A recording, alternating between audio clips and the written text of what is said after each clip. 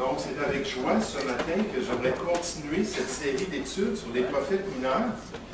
Puis, j'aimerais qu'on puisse regarder le prophète Amos ce matin.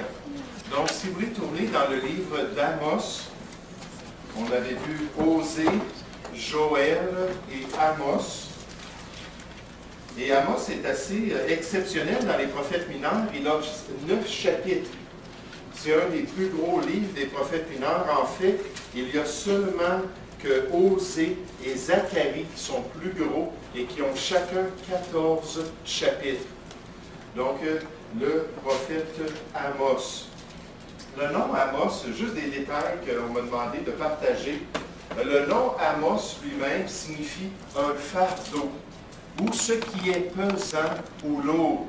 Mais vous savez, souvent, dans les temps bibliques, on choisissait le nom d'un enfant d'après des circonstances de sa naissance ou des fois des circonstances familiales. Même, ça pouvait être une circonstance qui était nationale. S'il y avait une crise, s'il y avait une attaque dans le pays ou des circonstances particulières, des fois, on donnait le nom à l'enfant d'après cela.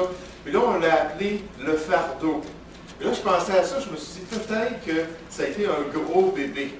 Vous savez, il y a des femmes qui ont porté des bébés de 10, 11 livres, des fois plus que ça même. Et peut-être que c'était un gros bébé ou peut-être c'était un bébé inattendu.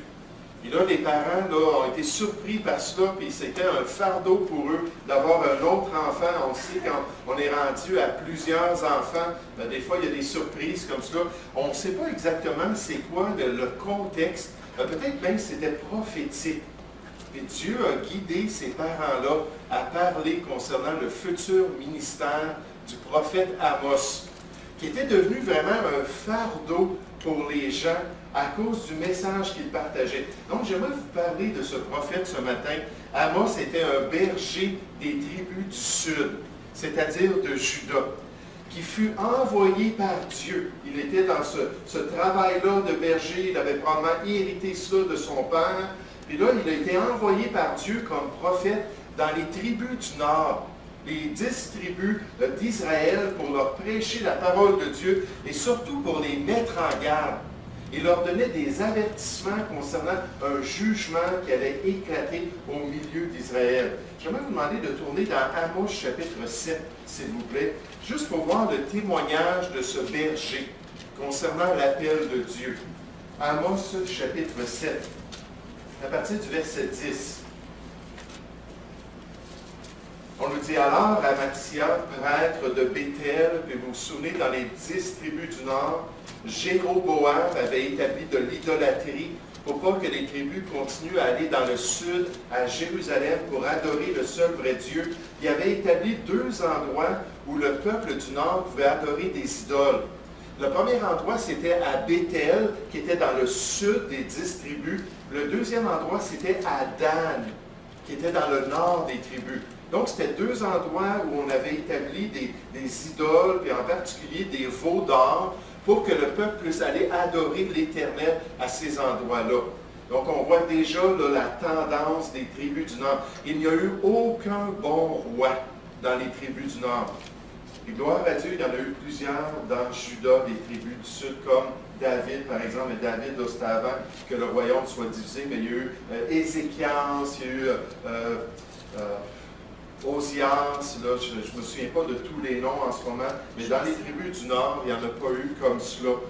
Mais on nous dit alors, Amathia, prêtre de Béthel, prêtre de ce lieu, ce haut lieu d'adoration des idoles, fit dire à Jéroboam, roi d'Israël, Amos conspire contre toi au milieu de la maison d'Israël. Le pays ne peut supporter toutes ces paroles. C'est un fardeau pour nous. Amos portait bien son nom. Car voici ce que dit Amos. Jéroboam mourra par l'épée, et Israël sera amené captif loin de son pays. Et Amathia dit à Amos, homme de vision, va-t'en, fuis dans le pays de Juda. Et on pourrait dire, c'est sous-entendu, d'où tu viens, parce qu'il venait de Juda. Mange-y ton pain, et là tu prophétiseras. Mais ne continue pas à prophétiser à Béthel, car c'est un sanctuaire du roi, et c'est une maison royale. Regardez le témoignage d'Amos le prophète. Amos répondit à Amathia, « Je ne suis ni prophète, ni fils de prophète, mais je suis berger, et je cultive des sycomores. L'Éternel m'a pris derrière le troupeau, et l'Éternel m'a dit, va, prophétise à mon peuple d'Israël. » Donc, on voit qu'Amos, le prophète, dit, écoutez, ce n'était pas mon désir, ce n'est pas venu de moi, je ne fais que suivre l'appel de Dieu, et c'est Dieu qui m'a pris de Juda à l'époque de Roboam, puis qui m'a envoyé dans les tribus du Nord pour prêcher le message de Dieu. Et vous savez, quand on apprend concernant ces prophètes-là, on s'aperçoit que bien souvent, effectivement, ce n'était pas leur plan. Ce n'était pas leur désir de travailler pour Dieu dans ce ministère-là, d'accomplir le plan de Dieu. Dans Jérémie 20 au verset 9, après des années de ministère, Jérémie raisonnait en lui-même, il dit, écoute, il dit, moi je pense que je vais cesser de parler en son nom, puis je vais cesser de proclamer son message. Il dit, quand je pense ainsi, il y a un feu dévorant dans mes os, puis je ne peux pas le contenir. Puis Dieu me dit, c'est mon appel sur toi. Dieu me dit, c'est ainsi que je veux que tu me serves. Il dit, je résiste parce que c'est dur, parce que les gens ne sont pas bien disposés, parce que les gens ne veulent pas entendre le message de Dieu. Il dit, quand je raisonne ainsi, Dieu me ramène à l'ordre. Il dit, non, c'est mon appel sur ta vie. Puis on sait que la meilleure place pour un être humain, que la meilleure place pour un chrétien, c'est dans le centre de la volonté de Dieu. Et donc Amos lui a dit, ce n'était pas mon plan, mais c'est Dieu qui m'a envoyé ici. Maintenant, la période du ministère d'Amos le prophète. On estime en moyenne que c'est dans les alentours de 760 avant Jésus-Christ. Puis si vous regardez dans le tableau, Osée, c'était pas mal à la même période de temps. Donc Amos était probablement un contemporain d'Osée. On a des détails dans Amos chapitre 1 au verset 1. On a dit dans Amos 1.1, « Parole d'Amos lors de l'introduction de son livre, l'un des bergers de Tekoa, vision qu'il eut sur Israël au temps d'Ozias, roi de Juda, et au temps de Jéroboam, fils de Joas, roi d'Israël, 2 ans avant le tremblement de terre. » Et en lui donnant les noms de ces deux rois-là, on peut placer un peu son ministère. Puis Ozias a vécu de 700, ou il a régné de 767 à 739 avant Jésus-Christ. Puis Jéroboam d'environ 782 à 753. Donc quand on regarde ça, on place pas mal là, Amos au milieu de ces règnes-là. Puis c'est environ en l'an 760. Donc, si c'est en l'an 760, c'est encore pendant la période assyrienne. Pendant la période de l'influence de cet empire territorial de la Mésopotamie qui s'appelait l'Assyrie, qui prenait de plus en plus le contrôle du Moyen-Orient. Puis on se souvient qu'effectivement, les tribus du Nord sont tombées sous le pouvoir de l'Assyrie. Dans notre graphique, on avait mentionné qu'en 722 avant Jésus-Christ, que les tribus du Nord ont été amenées en captivité par l'Assyrie. 586, les tribus du Sud, 722, donc près de 150 ans de différence. Juda est resté en terre promise 150 ans environ de plus que les tribus du Nord. Mais ils ont été amenés en Assyrie, puis ils ont été assimilés, puis les Assyriens sont venus pour habiter dans les tribus du Nord, puis plus tard pour débuter ce qu'on appelle les Samaritains. Puis on voit ça dans 2 Rois chapitre 17, le développement des Samaritains avec un mélange de Juifs et un mélange d'Assyriens qui ont cherché là, à suivre le Seigneur et à accomplir leur désir idolâtre en même temps. C'était tout un mélange. Donc Amos est venu juste un peu avant cela, pour travailler dans le peuple, et les avertir, puis essayer de les guider dans les voies de Dieu. Maintenant, à quel endroit, on l'a déjà mentionné, dans les tribus du Nord. Dieu l'a déporté du Sud vers le Nord pour accomplir la volonté de Dieu. Ces tribus du Nord-là sont allées en captivité en quelle année, dites-moi? En 700 et quelques. 722 avant Jésus-Christ environ. donc, et les tribus du Sud en 586. Maintenant, quelles étaient les conditions spirituelles et politiques? Premièrement, comme on a vu avec Osée, il y avait une grande prospérité matérielle à cette époque-là. Donc, les gens étaient confortables en Israël. Les gens avaient leurs vignes, les gens avaient leurs sycomores, les gens avaient leurs terrains, leurs propriétés. Les villes s'étaient développées et le gouvernement était fonctionnel. Pendant la période des juges, c'était vraiment 12 sections qui étaient associées ensemble. Il n'y avait pas une administration complète. Ensuite, avec la venue de la royauté sous Saül, David et Salomon, on a commencé à avoir un gouvernement central qui a donné une certaine paix en Israël. Mais après la division, il y a eu une période de temps où c'était de la confusion. Et finalement, avec Jéroboam, ils ont pu établir là, cette domination-là sur les tribus du Nord. Il y avait une prospérité matérielle. Mais vous savez, ce n'est pas un garant, la prospérité matérielle, ce n'est pas un garant de la spiritualité. C'est vrai que dans les Écritures, Dieu a dit que si les gens le suivaient, et s'ils étaient obéissants, on a l'exemple de Deutéronome chapitre 27 et 28, que Dieu allait leur donner de la prospérité. Mais une fois prospères, il les mettait en garde concernant le fait de se détourner de Dieu. Dans Deutéronome chapitre 8, je crois, il dit au verset 5 à 8, il dit, lorsque vous allez avoir de la richesse, lorsque vous allez avoir de la prospérité, ne dites pas, c'est à cause de moi, c'est à cause de ma force que j'ai acquis ça. Non, il dit, souviens-toi de l'Éternel ton Dieu, car c'est lui qui te donnera de la force pour l'acquérir. Donc, ils étaient très prospères. Mais malheureusement, spirituellement, ça n'allait pas. Il y avait de l'idolâtrie, il y avait beaucoup d'injustice au milieu du peuple et beaucoup de corruption au niveau des juges en Israël. Ça, c'est des sujets que Amos traite à travers son écrit pour pouvoir vraiment chercher à sensibiliser les gens, pour les avertir et les ramener dans les voies de Dieu. Et Dieu avait donné des instructions concernant chacun de ces aspects-là. L'idolâtrie, Dieu a dit, tu n'érigeras point de statue. Deutéronome chapitre 16, je crois, le verset 9, Dieu dit, qui sont en aversion à ton Dieu. Donc, on se prosterne devant pour les adorer ou pour rendre une vénération. Bien souvent, c'est ce qu'on nous dit. Or, les gens se prosternent juste pour vénérer les personnages qu'ils représentent. Non, Dieu dit, je n'en veux point. Je ne veux pas que tu te fasses des statues pour te prosterner devant eux. Et donc, Dieu avait mis en garde le peuple de ne pas tomber dans ces genres de pratiques idolâtres. Ensuite, Dieu voulait aussi parler de la justice sociale qui était nécessaire. La justice par ses prophètes, il adressait la question de traiter convenablement son prochain, de prendre soin du pauvre, de prendre soin de l'étranger, d'agir justement les uns envers les autres. Et si seulement le peuple avait suivi les instructions de Dieu, si seulement ils avaient été soumis à son plan, si seulement ils avaient gardé un cœur sensible. Dans Deutéronome, je pense, c'est le chapitre 5, au verset 2, il dit, « Oh, si seulement tu craignais ton Dieu, pour observer tous mes commandements, afin que tu sois heureux à jamais, toi et tes enfants. » Puis Dieu avait déjà donné toutes les recettes du succès pour les familles, pour les couples, pour la société comme telle. Mais il y avait une grande injustice, puis nécessairement au niveau des juges, il y avait de la corruption.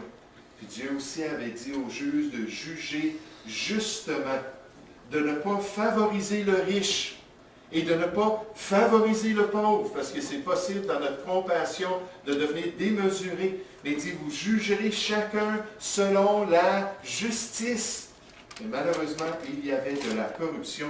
Et le message principal du livre d'Amos, c'est un message qui avertit concernant le jugement à venir. Il restait encore une certaine période de temps avant que les Assyriens viennent, puis ils amènent les tribus du Nord en captivité, puis les prophètes sont venus pour les mettre en garde. Revenez à Dieu de tout votre cœur. Humiliez-vous devant lui.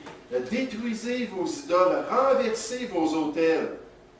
Et là, le Seigneur va vous bénir. Et là, le Seigneur va vous permettre d'habiter dans ce beau pays qu'il vous a donné. Et ce n'est pas le seul message qu'il y a dans le livre du prophète Amos. En fait, il y a 3 sections. 3 sections à son livre. Là, je sais que dans nos notes, on n'a pas vraiment là, la place pour écrire ça. Je sais qu'il y en a qui le prennent à l'endos. Des fois, quelqu'un me montre les notes et ils disent « Ouais, il n'y avait pas beaucoup de place pour écrire. » Là, c'est tout marqué à l'endos. Mais peut-être juste essayer de retenir que Amos a adressé différentes choses. Mais il y avait 3 sections. Dans le chapitre 1, il parle du jugement sur les nations païennes.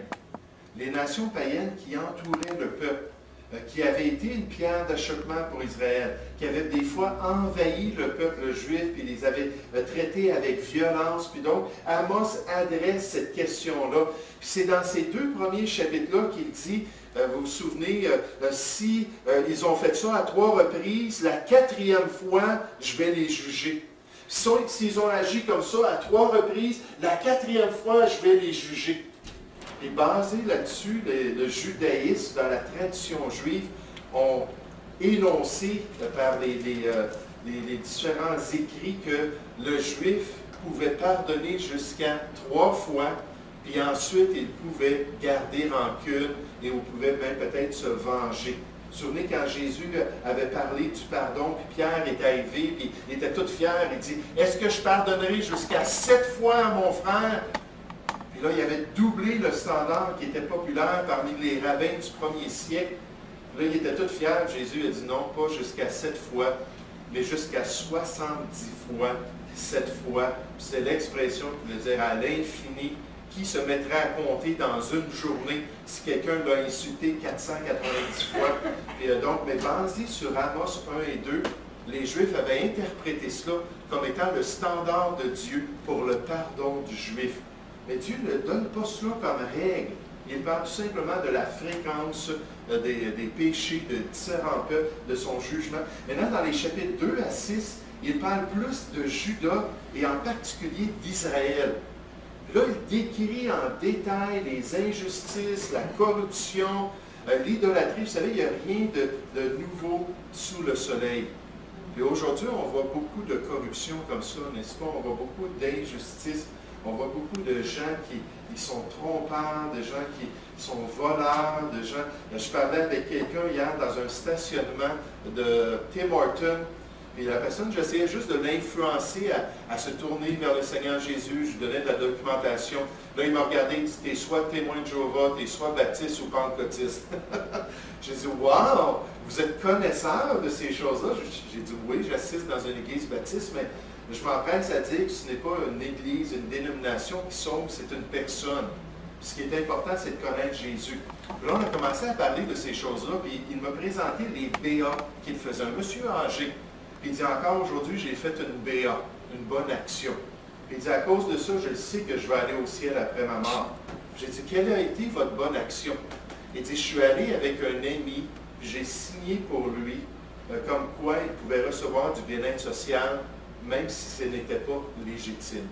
Mais je l'ai fait de bon cœur pour mon ami, ça s'accumule au ciel pour moi. Mais je donne juste ça comme exemple parce qu'on voit comment est-ce que les gens sont tordus, n'est-ce pas?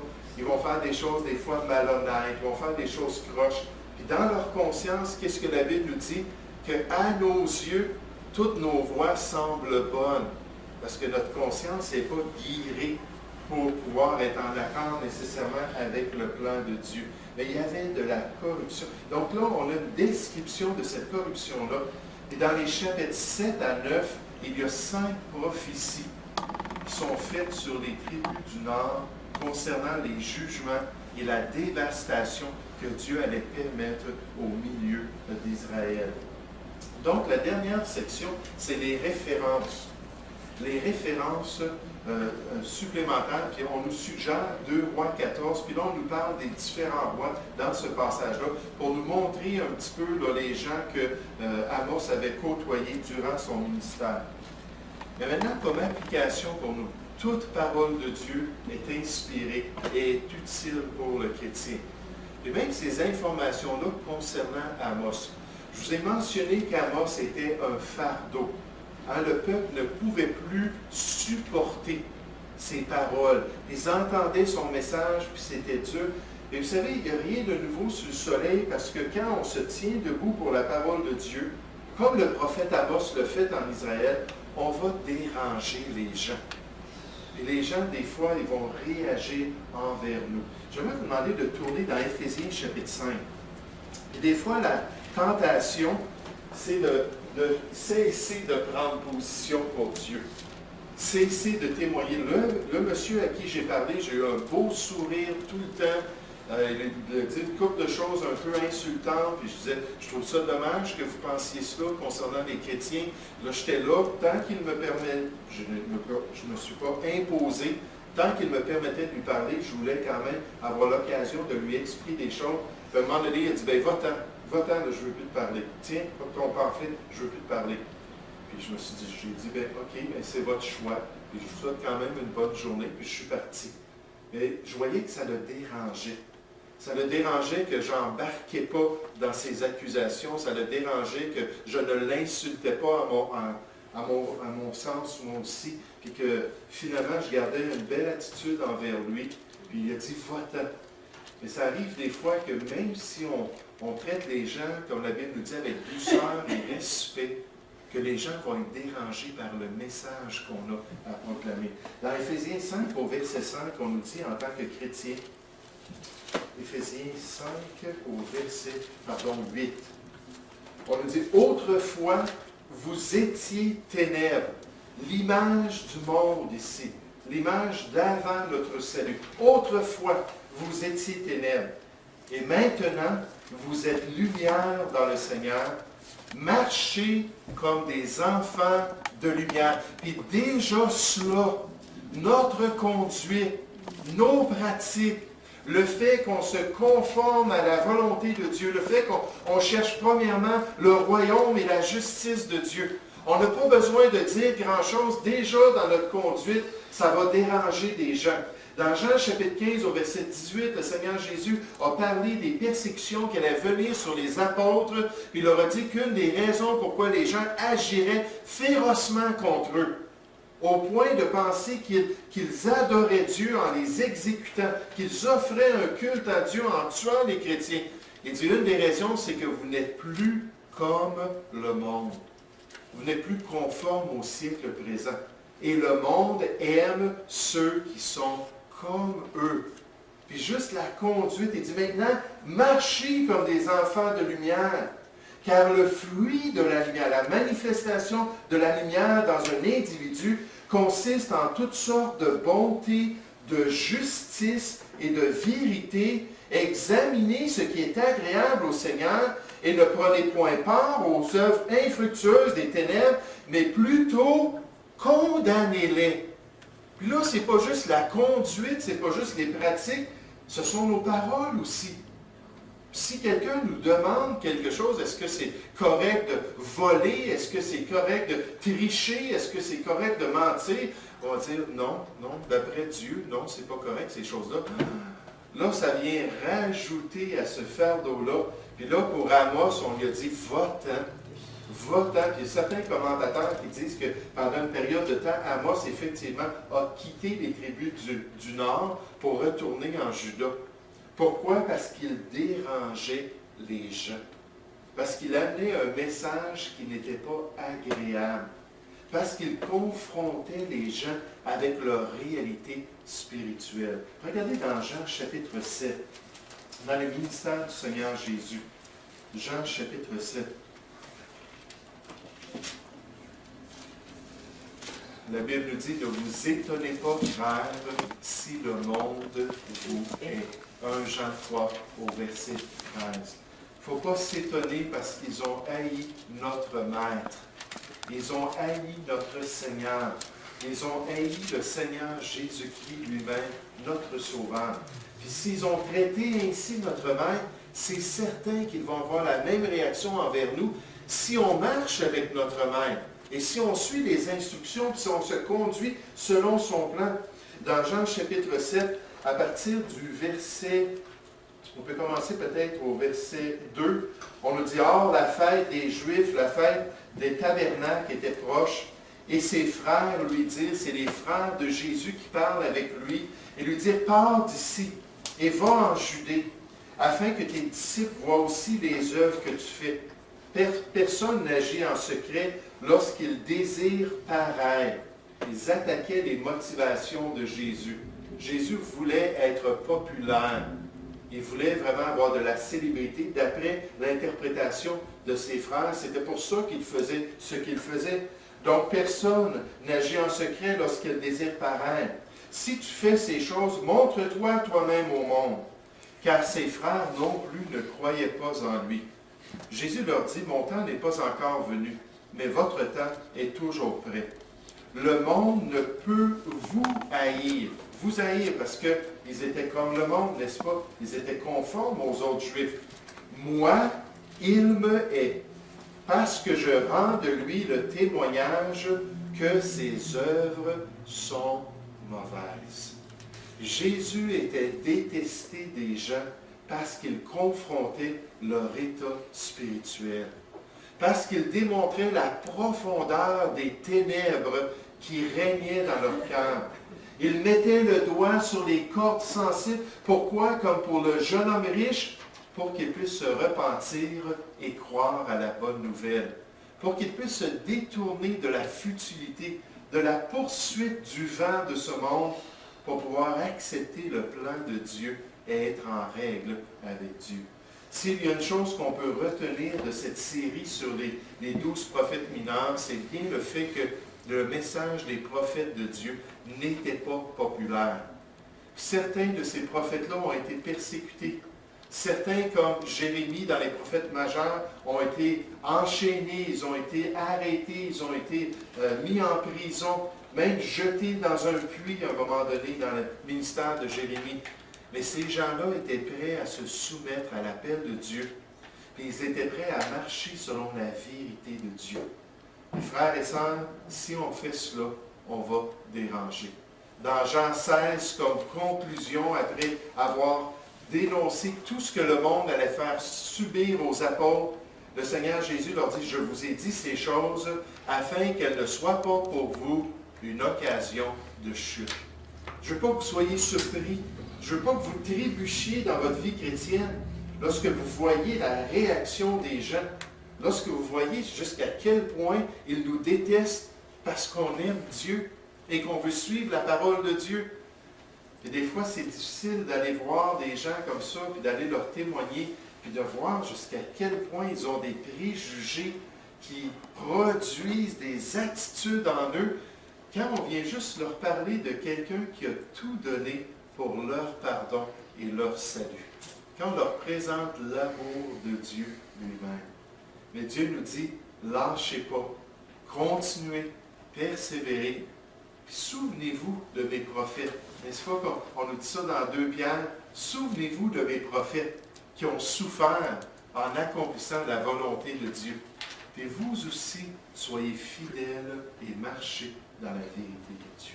Donc ce matin, on va s'arrêter avec le prophète Amos. C'est vraiment un court survol, mais on voit comment est-ce qu'il a été fidèle à Dieu. On voit comment est-ce qu'il a confronté Israël avec son péché. Il désirait de tout cœur qu'il y ait un réveil en Israël. Il désirait de tout cœur que Dieu puisse bénir son ministère. Puis j'aimerais vous dire, c'est ça ma prière à moi aussi. Seigneur, utilise-nous.